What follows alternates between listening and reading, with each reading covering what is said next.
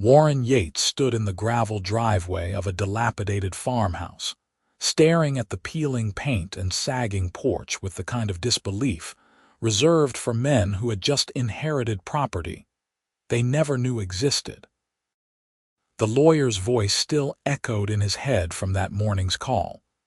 "Your great-uncle Hendrik left you his farm in Montana. No one in the family wanted it, so it's yours if you'll take it."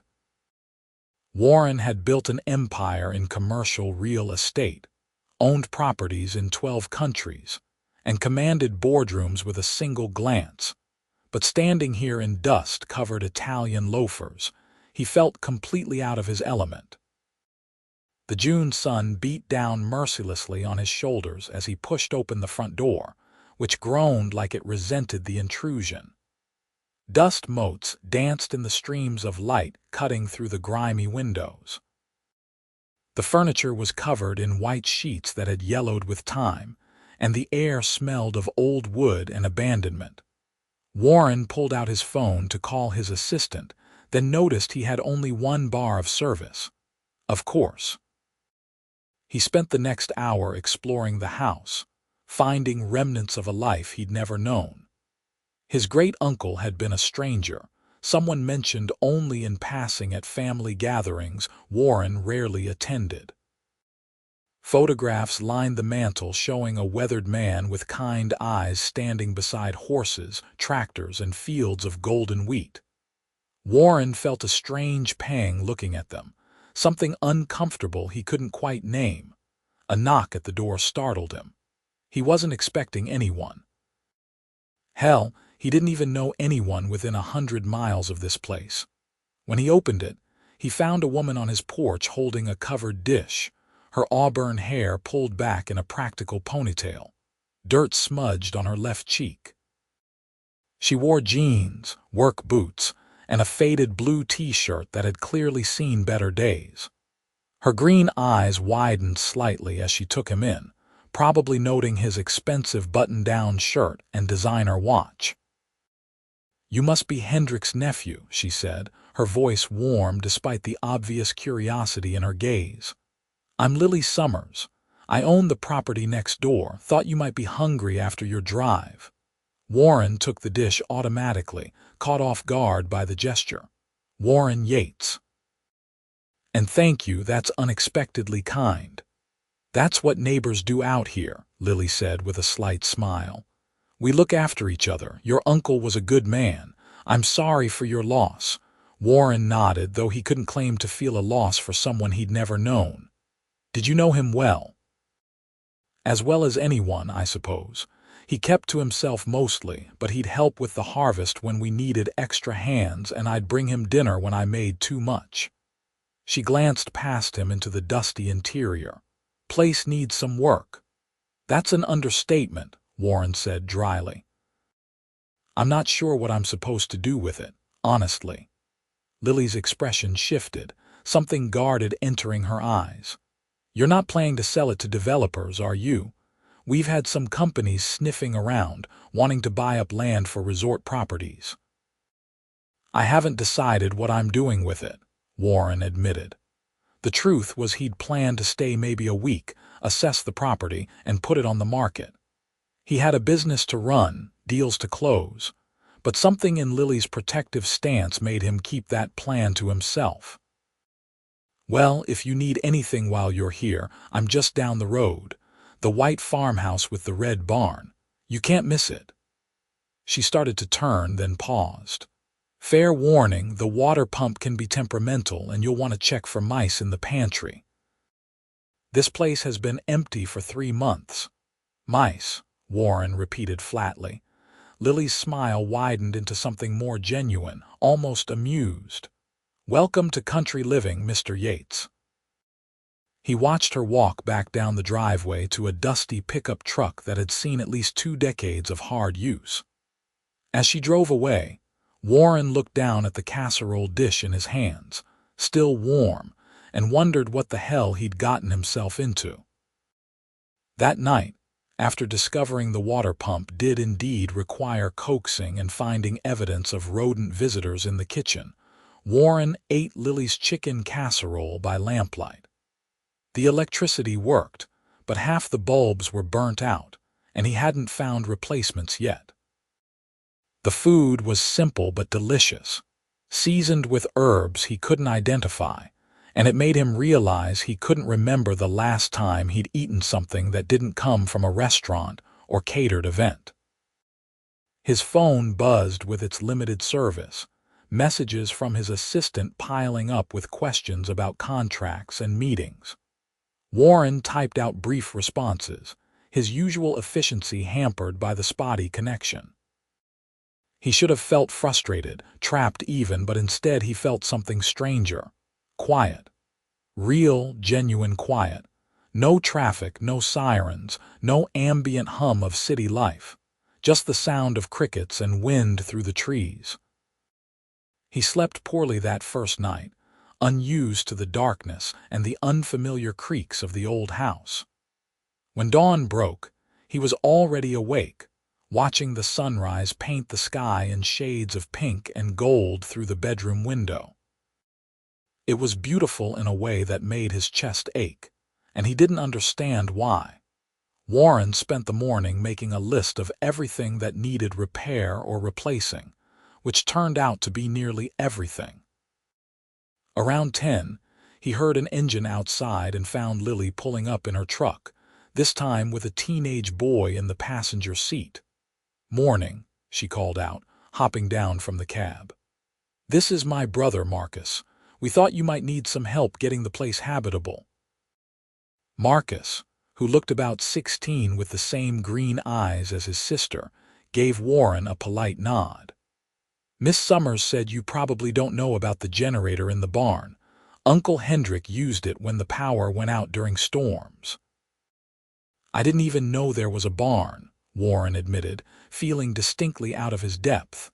"Come on," Lily said, already heading around the house. "We'll give you the tour." The barn was bigger than Warren expected, a sturdy structure that had weathered time better than the house. Inside, he found not only a generator but also tools, equipment, and a vintage truck that looked like it belonged in a museum. Marcus immediately went to the generator, checking it with the confidence of someone who'd done this before. "Your uncle kept everything maintained," Lily said, running her hand along a workbench. "He was meticulous about his equipment, said tools deserved respect because they earned your living." Warren picked up a wrench, feeling the weight of it. "I've never used tools like this. I wouldn't know where to start." "What do you do for work?" Lily asked, genuine curiosity in her voice. "Real estate development, commercial properties mostly."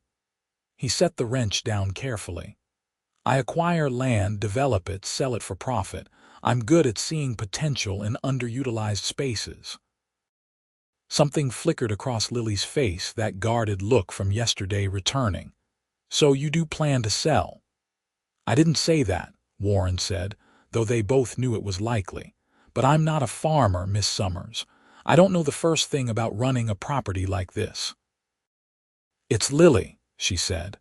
"And you could learn. People do it all the time." Marcus called out that the generator was working fine, breaking the tension. Lily showed Warren where the fuel was stored and how to maintain the equipment, her explanations clear and patient. Despite her obvious reservations about his intentions, she didn't let it stop her from helping. "Why are you doing this?" Warren asked as they walked back toward the house. "You barely know me." Lily stopped, considering her answer, "because Hendrik would have wanted someone to. And because despite everything, I believe in giving people a chance." She met his eyes directly. "This land means something. It's not just property or potential profit. It's home. It's legacy. I hope you'll remember that, whatever you decide." After they left, Warren stood in the driveway for a long time, thinking about her words. Legacy. The concept felt foreign to him. His own legacy was a portfolio of buildings and investment returns. What did he know about land and roots and permanence? The next few days fell into an unexpected rhythm. Warren would wake early, make coffee on the ancient percolator he'd found in the kitchen, and tackle whatever project seemed most urgent. He cleaned, made minor repairs with the help of internet videos that loaded agonizingly slowly, and slowly began to make the house livable. Lily appeared every day, sometimes with Marcus, sometimes alone. She'd show him something new each time: how to check the fence lines, where the property boundaries were, which tools to use for what purpose. She talked about her own farm, how she raised organic vegetables and sold them at farmers' markets in the surrounding towns. Her parents had died 5 years ago in a car accident, leaving her and Marcus to run the place alone. It was hard at first, she admitted one afternoon as they sat on his porch, taking a break from fixing the front steps. I was 23, Marcus was 11. Everyone said we should sell, move to the city where I could get a real job. But this farm is my parents' dream. It's our history. I couldn't let it go. Warren handed her the water bottle they'd been sharing, struck by the determination in her voice. You gave up a lot. I gained more, she said simply. Purpose, connection, a life that matters. Can you say the same about what you do? The question stung because he couldn't answer it honestly. His life was comfortable, successful by every conventional measure, but purposeful, connected. Those words didn't fit the existence he'd built, full of hotel rooms and conference calls and people whose names he'd forget within a week. I make money, he said finally. A lot of it. Money isn't living, Lily said, not unkindly. It's just existing with better amenities.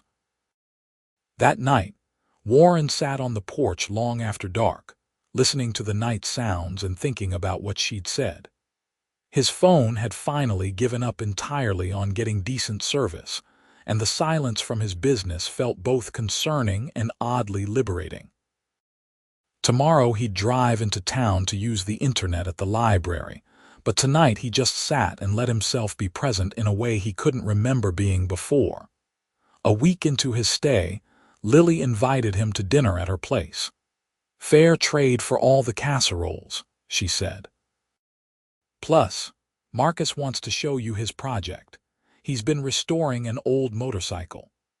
Her farmhouse was warm and lived in, with mismatched furniture that somehow worked together and photographs covering nearly every surface.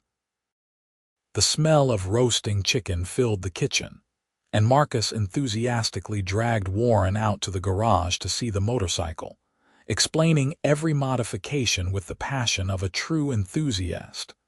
Dinner was relaxed, filled with easy conversation and laughter Warren didn't have to force.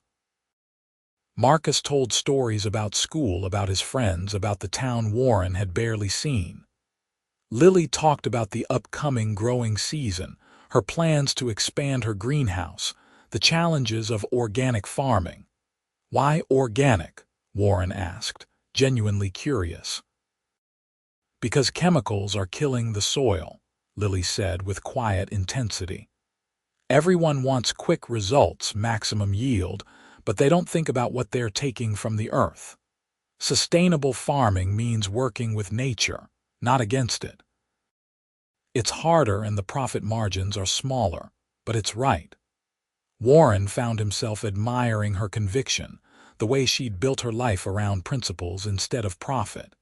It was so foreign to his own approach, yet sitting here in her kitchen, he couldn't deny the appeal. After Marcus went upstairs to do homework, Lily poured them both coffee and led Warren to the back porch. The night was clear, stars scattered across the sky in a display Warren had never seen in the city. You're not what I expected, Lily said, settling into the porch swing. When I heard Hendrick's nephew was some big-shot businessman from New York, I figured you'd take one look at the place and call it a loss. I almost did, Warren admitted, sitting beside her. Part of me still thinks I should. I have a company to run, obligations. Being here is incredibly impractical. But you're still here. I'm still here, he echoed, not quite understanding it himself. Maybe I'm just procrastinating on the inevitable. Lily looked at him in the dim porch light, her expression unreadable. Or maybe you're finally letting yourself breathe. You've seemed wound so tight since you arrived, like you're carrying the weight of the world. But lately, I've seen you relax, smile even. Warren hadn't realized she'd been paying that much attention. This place is growing on me, he said carefully. Despite the mice and the temperamental water pump, and the fact that my phone barely works. High praise, Lily teased, and Warren laughed, surprising himself. The swing moved gently beneath them, and Warren became acutely aware of how close they were sitting, how her shoulder brushed his with each motion. He'd dated plenty of women in the city, beautiful and sophisticated, but none of them had made him feel the way Lily did. She was real in a way that felt entirely new, honest and grounded and utterly without pretense. I should go, he said, though he didn't particularly want to. Let you get some rest. Warren, Lily said as he stood. Whatever you decide about the property, I hope you know you've been good for this place. Hendrik would be happy someone's bringing life back into it. Driving the short distance home, Warren realized he hadn't thought about his business or his properties or his deals in hours. The realization should have alarmed him, but instead it felt like relief. The following week, a storm rolled through with the kind of fury that made Warren understand why the generator was necessary. Lightning split the sky and rain hammered the roof so hard he worried about leaks.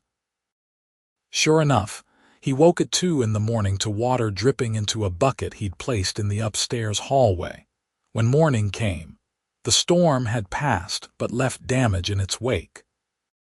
Part of the barn roof had torn loose, flapping in the wind, and the old truck in the driveway had a tree branch across its hood. Warren stood surveying the mess, feeling overwhelmed when Lily's truck appeared. She jumped out wearing a rain jacket and work gloves, taking in the damage with a practiced eye. Could be worse. At least the house held. Come on, we need to secure that roof before the next storm hits. Warren asked. You think I'm going to let you try to climb up there alone? You'd break your neck. She was already heading toward the barn, pulling out a ladder. I called a few people. They should be here within the hour. Warren watched her work with efficient confidence, securing the ladder and climbing up without hesitation. He'd negotiated billion-dollar deals, but this woman fearlessly scaling a barn roof in wet conditions impressed him more than any boardroom maneuver. By noon, 3 of Lily's neighbors had arrived, and together, they'd patched the roof temporarily and cleared the debris. The neighbors, Tom and Sarah Chen from 2 miles east and old Mr. Patterson, who'd known Hendrik for 40 years, treated Warren with friendly curiosity, asking questions about his plans while making it clear they hoped he'd stay. This land's been in your family for 70 years, Mr. Patterson said as they took a break, sitting on hay bales in the barn. Your great-uncle loved it. Would be ashamed to see it go to strangers. Warren didn't know how to respond, so he just nodded and offered around the coffee Lily had brought in a thermos. After everyone left, Lily stayed to help Warren clean up inside where rain had gotten through a window he'd left cracked. They worked in comfortable silence, and Warren found himself watching her when she wasn't looking, noticing the way she moved through space with such certainty, how her hands were both gentle and capable. Thank you, he said when they finished. For today, for everything. I wouldn't have managed any of this without you. Lily dried her hands on a dish towel, leaning against the counter. That's what community means. We help each other. It's not something I'm used to, Warren admitted. In my world, everything's transactional. You do something because you're getting something in return. And what do you think I'm getting? Lily challenged, but her tone was curious rather than defensive. Warren met her eyes, feeling something shift between them, some barrier lowering. Maybe the same thing I am. Company. Connection. Someone who sees you as more than what you can provide. Lily's expression softened, and for a moment Warren thought she might close the distance between them. Instead, she smiled gently and said, "You're learning, Warren Yates. Slowly, but you're learning." After she left, Warren realized he'd been here for almost 3 weeks. 3 weeks away from his office, his deals, his carefully constructed life. His assistant had stopped sending urgent messages and started sending concerned ones. His business partner wanted to know when he was coming back. His lawyer needed signatures on contracts. Warren drove into town the next day to the small library where he could use the internet. He spent hours on video calls, reviewing documents, making decisions. But his heart wasn't in it the way it usually was. The deals felt hollow, the victories empty. When his business partner suggested they pursue a property development in rural Colorado, something that would have excited him a month ago, Warren found himself thinking about what Lily had said about legacy and land that meant something. "I need more time," he told his partner, ignoring the frustration in the man's voice. "Handle what you can without me. I'll be back when I'm ready." He wasn't sure he would be, though. That was the truth he was starting to face. June melted into July, and Warren found himself settling into the rhythm of farm life in ways he never anticipated. Lily taught him about the land, taking him on walks across his property, showing him where things grew wild, and where Hendrik had cultivated gardens now overgrown with weeds. She explained crop rotation, soil health, water conservation. Warren listened and learned and felt something awakening in him that had been dormant for years.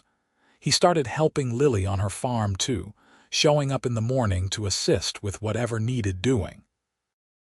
She put him to work weeding, harvesting, hauling supplies. The physical labor exhausted him in the best way, and he fell into bed each night with the kind of tiredness that came from genuine effort rather than stress. Marcus became a fixture in Warren's life too, often coming over to work on projects, fixing things around the house, teaching Warren basic mechanical skills with the patience of someone who genuinely enjoyed sharing knowledge. The kid reminded Warren of himself at that age, curious and ambitious, though Marcus's ambitions ran toward engineering rather than business. "Are you going to stay?" Marcus asked one afternoon as they rebuilt the front porch steps together. The question was blunt, typical of his age. Warren hammered in a nail before answering. "I don't know yet. It's complicated." "Lily likes you," Marcus said matter-of-factly. "I can tell.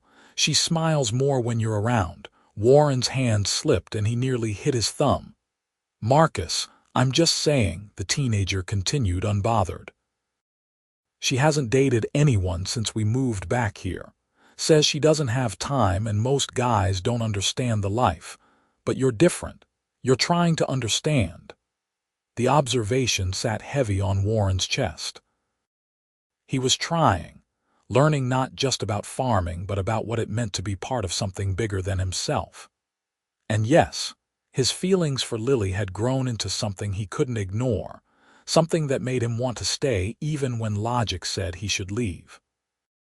That evening, Lily invited him to the farmer's market she'd be selling at the next day.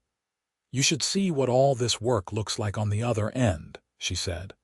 "Plus, you can meet more people from town. They've been curious about Hendrik's mysterious nephew." The farmer's market was held in the town square, a collection of booths selling everything from vegetables to handmade crafts to fresh baked bread. Lily's booth was popular, people stopping to chat and buy her organic produce, clearly regulars who knew her well. She introduced Warren to what felt like half the town, and he shook hands and made small talk, feeling more welcome than he'd expected. A woman named Patricia who sold honey asked him directly, "So are you staying or selling? We've got a pool going." Warren laughed despite the pressure of the question. What's the current bet? Most people think you'll sell, Patricia admitted. But some of us are hoping you'll prove us wrong. Hendrik talked about you sometimes, said you were brilliant in business. He was proud of you even if you never knew him. The revelation caught Warren off guard. He talked about me, not often, but yes. He kept newspaper articles about your company, your deals, had them in a scrapbook. Patricia smiled kindly. He was family, even if distance kept you apart. That meant something to him. Warren excused himself after that, needing air. He walked to the edge of the square where a small park offered benches and shade. Lily found him there 10 minutes later, sitting with his head in his hands. Patricia told me what she said. Lily sat beside him. I'm sorry, she shouldn't have sprung that on you. I didn't know, Warren said, his voice rough. I thought I was just an entry in a will, an afterthought, but he kept articles about me. He cared. Of course he cared, Lily said gently. Family is complicated and distance doesn't erase connection. He left you his land, Warren. His legacy. That's not nothing. Warren looked at her, this woman who'd somehow become essential to him in just a few weeks, who'd shown him patience and kindness, and a way of living he'd never imagined for himself. What if I'm not capable of honoring that legacy? What if I don't know how to be the person this place needs? Lily took his hand, and the simple gesture felt monumental. You're already becoming that person. I've watched you change since you arrived. You're more present, more open. You laugh now. You care about the land, about the people. That's all anyone needs to start. I care about you, Warren said, the admission escaping before he could stop it. More than I should, probably. More than makes sense given how little time we've known each other. Lily's eyes widened, but she didn't pull away. Warren. I know it's complicated, he continued, needing to say it all. I know I have a life waiting for me in New York, business obligations. But being here with you has shown me what I've been missing. Purpose. Connection. Joy. You've shown me how to live again, Lily. Really live, not just exist. I feel it too, Lily whispered. I've been trying not to, trying to protect myself because I assumed you'd leave. But I can't help it. You've gotten under my skin, Warren Yates. He cupped her face gently, giving her every chance to pull away. When she didn't, when she leaned into his touch, Warren closed the distance and kissed her. The world seemed to still, everything else falling away until there was only this. Lily's lips on his, her hand gripping his shirt, the feeling of something clicking into place that he hadn't even known was missing. When they finally broke apart, both breathing hard, Lily rested her forehead against his. What are we going to do? I don't know, Warren admitted. But I know I don't want to lose this. I don't want to lose you. They sat together in the park while the farmers' market continued around them, holding hands and trying to figure out what came next. Warren's phone buzzed in his pocket, undoubtedly another urgent message from his old life, but he ignored it. Right now, this moment mattered more than any deal or contract. The next few weeks were both blissful and complicated.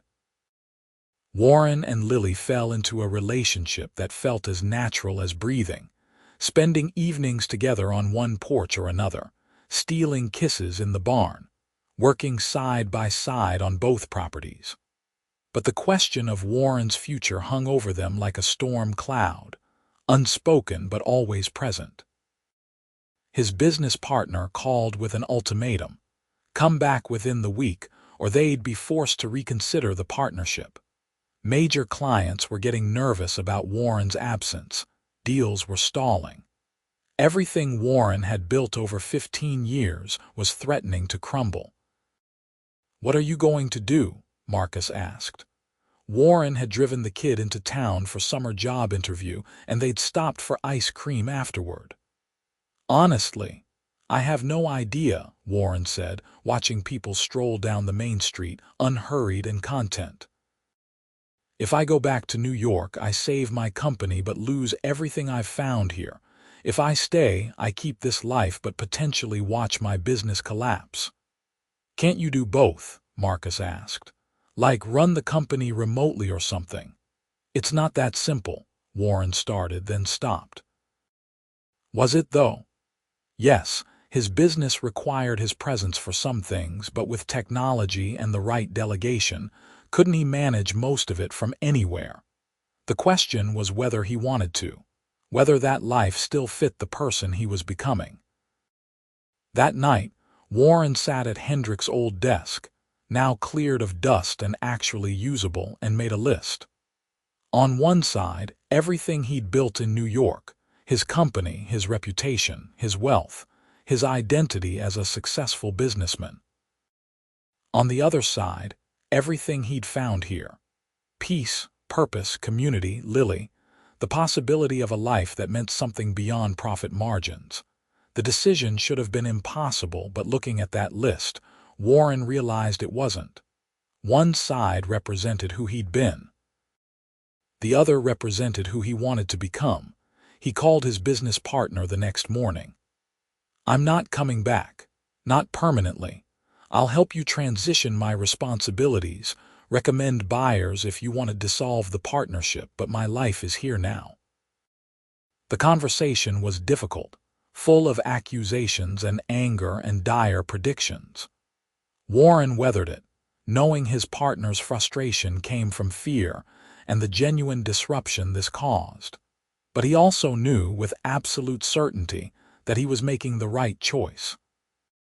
After the call ended, Warren sat in silence, letting the magnitude of what he'd done sink in.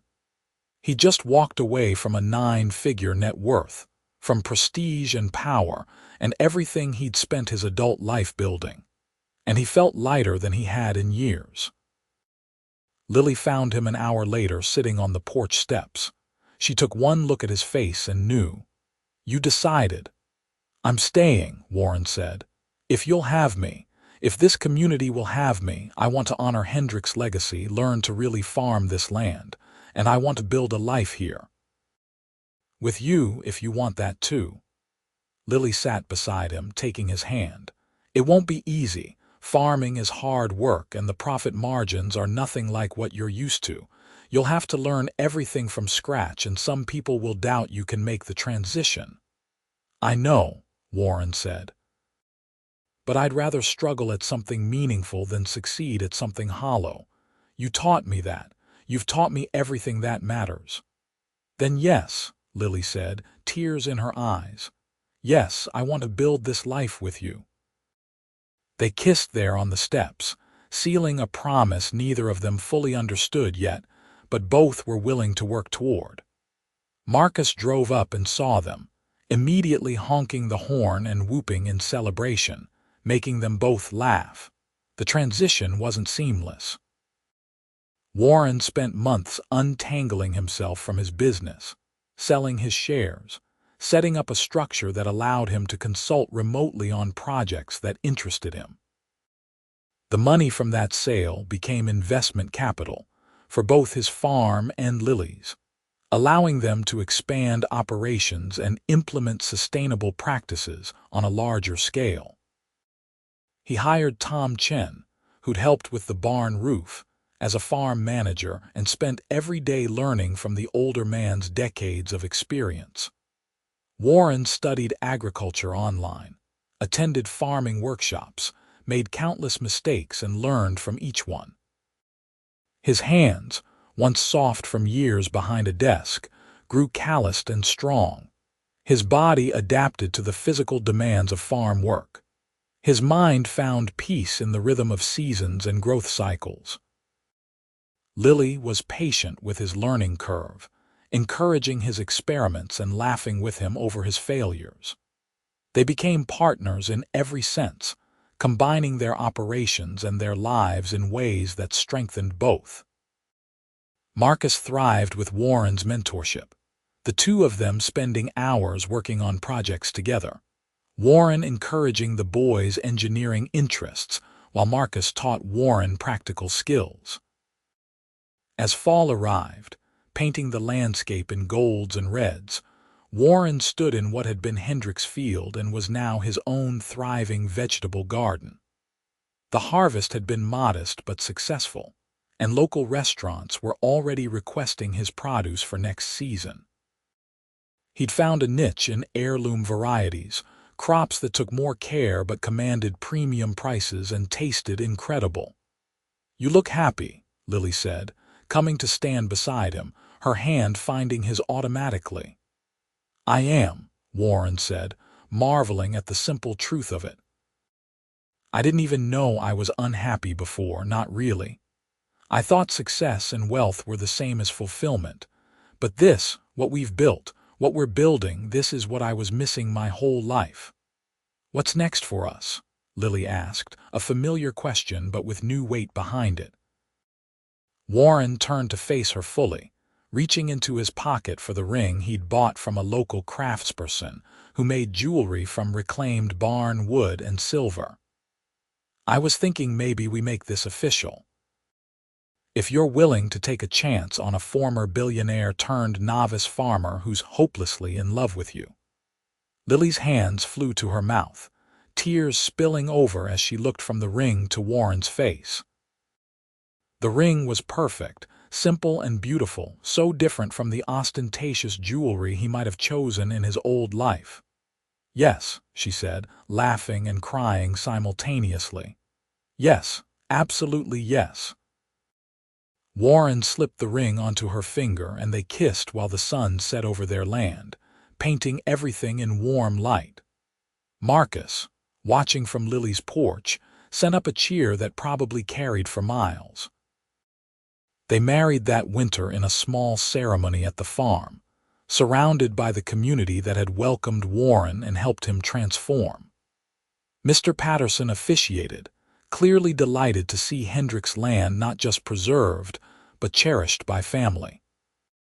The reception happened in the barn Warren had repaired and renovated, now warm and decorated with lights and flowers despite the cold outside. Hendrik would be proud, Mr. Patterson told Warren during the reception. "You've honored his legacy better than anyone expected. You've become part of this place." Warren looked across the barn to where Lily danced with Marcus, her joy radiant and infectious. "This place saved me," he said honestly. "Lily saved me. I was so busy building an empire I forgot to build a life. I'll spend the rest of my days being grateful I got this second chance." As spring returned and they began planning the new growing season, Warren woke each morning beside Lily and marveled at how different his life was from just a year ago. The billionaire real estate developer was gone, replaced by a man who worked the land and knew his neighbors and measured success in harvests and relationships, rather than contracts and bank statements. One morning in May, exactly a year after he'd first arrived, Warren stood in the same spot where his truck had been parked that first day. The house was now fully restored, painted fresh white with blue shutters. The barn was operational and housed equipment he actually knew how to use. The fields were planted and thriving, and in the driveway sat Lily's truck next to his own, because they'd combined households fully now, making Hendrik's house their shared home. "What are you thinking about?" Lily asked, coming to wrap her arms around him from behind. "About how lost I was a year ago," Warren said. "About how I thought I knew what success looked like, what life was supposed to be. And now I know better," he said, turning in her arms to face her. "Success is this, you, this land, this community. Waking up with purpose and going to bed satisfied. Creating something that matters, something that will outlast us." Lily's hand moved to her stomach in a gesture that was becoming habitual, and Warren's breath caught. They'd only just confirmed it, hadn't told anyone yet, but the tiny life growing inside her represented everything their future held: continuity, hope, legacy in its truest form. "We should tell Marcus soon," Lily said softly. He's going to be impossible when he finds out he's going to be an uncle. He'll be amazing, Warren said with certainty. The boy had become like a brother to him, and watching Marcus grow and thrive had been one of the unexpected joys of this new life. That evening they gathered Marcus for dinner and shared the news. The teenager's reaction was everything they'd hoped for and more. Shock, joy, immediate plans for teaching the baby everything he knew. They laughed and celebrated, making plans for the nursery, for the future, for all the ways their family was growing.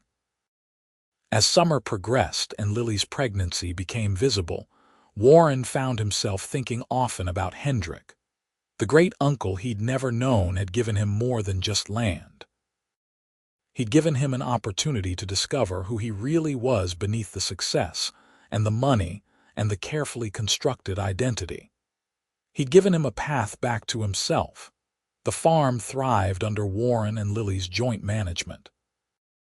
They'd expanded the organic operation, added a small farm stand that operated on the honor system, and were planning a farming workshop series for the next year to help other small farmers transition to sustainable practices.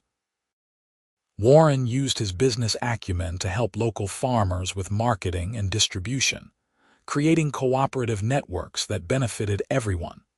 Marcus got early acceptance to a prestigious engineering program, news that filled Warren with pride. The kid had worked hard, maintained excellent grades while helping on both farms, and earned every opportunity coming his way.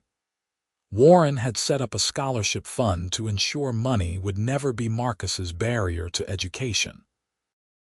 On a crisp October evening, with Lily very pregnant and glowing with it, they stood together on the porch that had become their favorite spot.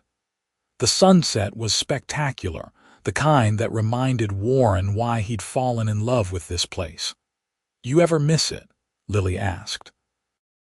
"The old life, the excitement, the power," Warren considered the question honestly. "Sometimes I miss the rush of closing a big deal, that adrenaline spike. But I don't miss who I was then, that Warren was successful but empty. This life, what we have here, fills me in ways I didn't know I needed." "Even when you're covered in dirt and exhausted from harvest," Lily teased.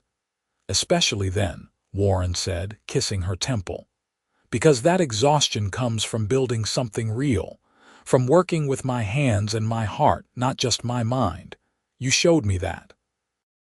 You showed me how to live beyond just existing."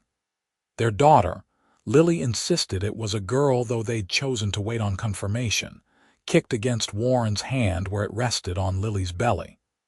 The sensation still amazed him every time, this tangible proof of life they'd created together. "She's going to grow up so different from how I did," Warren said. "Surrounded by nature and community, learning to respect the land and the work it takes to cultivate it. She'll know where her food comes from because she'll help grow it. She'll understand legacy not as wealth to be inherited but as values to be lived." "We'll teach her," Lily agreed. "Together, all of it. The hard work and the joy, the struggles and the triumphs. We'll teach her what really matters." As fall turned to winter and Lily's due date approached, Warren found himself preparing the nursery with the same focus he'd once brought to business deals. He built the crib himself with Tom's guidance, using wood from trees on the property. Lily sewed curtains and blankets, filling the room with soft colors and comfort. Marcus painted a mural of the farm on one wall, his artistic talent surprising everyone. "I want her to always know this place," Marcus explained as he added details to his painting. "When she's in here, she'll see her home, her legacy." The night Lily went into labor, snow was falling softly outside, coating everything in white. Warren drove her to the hospital in the neighboring town, Marcus following in his truck, all of them nervous and excited. The labor was long but uncomplicated, and when Warren finally held his daughter in his arms at dawn, her tiny face scrunched and red, He felt something break open in his chest. "Welcome to the world, Hendrik Rose," he whispered, using the name they'd chosen to honor both his great-uncle and the flower Lily had carried in her wedding bouquet. "We've been waiting for you." Lily looked exhausted but radiant, watching Warren with their daughter. "She has your nose." "Poor kid," Warren joked, but his voice was thick with emotion. "She's perfect." "She is," Marcus agreed from where he stood beside the bed, already the devoted uncle. "She's going to have the best life. We'll make sure of it." They brought Hendrik Rose home 3 days later to the farmhouse that was now bursting with love and life. Neighbors stopped by with food and gifts, welcoming the newest member of their community. Mr. Patterson held the baby and told stories about the original Hendrik, drawing lines of connection across generations. Warren settled into fatherhood with the same determination he'd brought to learning farming. He woke for night feedings, changed diapers, walked the floor when Hendrik Rose was fussy. He marveled at how something so small could be so completely consuming, how her needs superseded everything else without question. As winter melted into spring and they began another growing season, Warren worked with Hendrik Rose strapped to his chest in a carrier, her wide eyes taking in the world. He talked to her constantly, explaining what he was doing, pointing out birds and clouds and the first green shoots breaking through the soil. "You're going to think I'm crazy," Warren told Lily one evening as she watched him show their 3-month-old daughter how to test soil pH, "but I think she understands. She pays attention when I talk about the farm. She understands that she's loved and safe," Lily said warmly. "That's what matters. The rest she'll learn in time." Marcus graduated high school that spring with honors, giving a speech at graduation that thanked Warren and Lily for showing him that family wasn't just biology but choice and commitment. Warren, sitting in the audience with Lily and Hendrik Rose, felt his eyes burn with proud tears. "You've changed our lives too, you know," Lily whispered. "Marcus and me. We were surviving before you came, but now we're thriving. You did that." "We did it together," Warren corrected. "You're the one who taught me everything worth knowing. I just followed your lead." Summer brought a celebration, the 2nd anniversary of Warren's arrival and 1 year since their wedding. They threw a party at the farm, inviting everyone who'd become part of their extended family. The farm stand was stocked with early harvest vegetables, the barn was decorated, and a local band played on the lawn. As Warren stood watching people dance and laugh, Hendrik Rose sleeping peacefully in a playpen nearby, Tom Chen approached with a glass of local beer. "You've done well," Tom said. "Better than anyone expected, if I'm being honest. Some folks thought you'd give up when the work got hard, but you proved them wrong." "I had good teachers," Warren said, "and good motivation." He nodded toward Lily, who was dancing with Marcus, both of them laughing at something. "Hendrik knew what he was doing, leaving you this place," Tom continued. "Sometimes we need to lose our way to find our real path. You found yours." Later, after most guests had left and Marcus was helping clean up, Warren and Lily sat on their porch swing with Hendrik Rose between them, the baby making happy cooing sounds. "2 years ago, I was standing in the driveway, staring at a falling-apart house and wondering what I'd gotten into," Warren said. "I was so lost, Lily, so disconnected from anything real, and then you knocked on my door with a casserole and everything changed." "I was suspicious of you," Lily admitted with a laugh. "Thought you'd be some arrogant businessman who'd sell to developers and ruin everything." "I almost was," Warren said seriously. "I came here planning to assess and sell, stay maybe a week, but you showed me another way. You showed me that wealth isn't money, it's connection. Success isn't what you acquire, but what you build and nurture and protect." "We learned from each other," Lily said, leaning her head on his shoulder. You brought business sense and big picture thinking.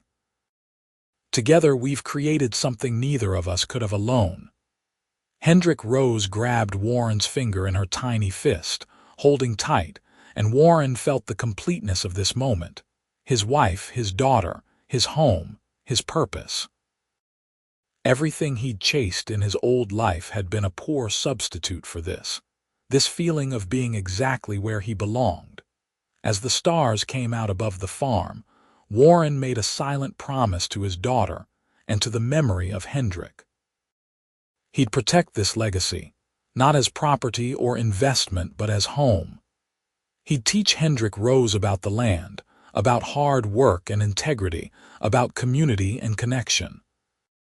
He'd show her the same lessons Lily had shown him, that real living meant being present, being engaged, being open to growth and change. "What are you thinking?" Lily asked softly. "That I'm the luckiest man alive," Warren said. "That somehow, despite not deserving it, I got a second chance at life. A real life. And I'm going to spend every day earning that chance, being worthy of you and this family and this incredible gift your patient teaching gave me." "You've already earned it," Lily assured him. "Every day, with every choice, you prove who you really are. Not the billionaire who showed up in Italian loafers, but the man who learned to milk goats and fix fences and put down roots. You're exactly who this place needed, who we needed." They sat together as night deepened, their family complete and their future bright. The farm that had been Hendrik's legacy was now theirs to steward and eventually pass to Hendrik Rose. The cycle continued, connecting past to future through present choices and hard-won wisdom. Warren had inherited more than just property in the middle of nowhere. He'd inherited an opportunity to transform, to discover depths within himself he'd never known existed. And his neighbor, this incredible woman who'd shown him how to live again, had become his wife, his partner, his home in every sense that mattered. As Warren carried a sleeping Hendrik Rose inside, Lily's hand in his, he reflected on the journey that had brought him here. From boardrooms to barns, from profit margins to planting seasons, from empty success to genuine fulfillment. The transformation hadn't been easy, but every challenge had been worth it. In the nursery Marcus had painted with such care, Warren laid his daughter in the handcrafted crib and watched her sleep, her tiny chest rising and falling with perfect rhythm. This was legacy. Not buildings or bank accounts, but this life, this family, this connection to land and community and purpose. Lily appeared beside him, wrapping her arms around his waist. Together they stood watching their daughter dream, partners in every adventure still to come, grateful for the unexpected inheritance that had changed everything and the patient love that had shown a lost man how to finally, truly live.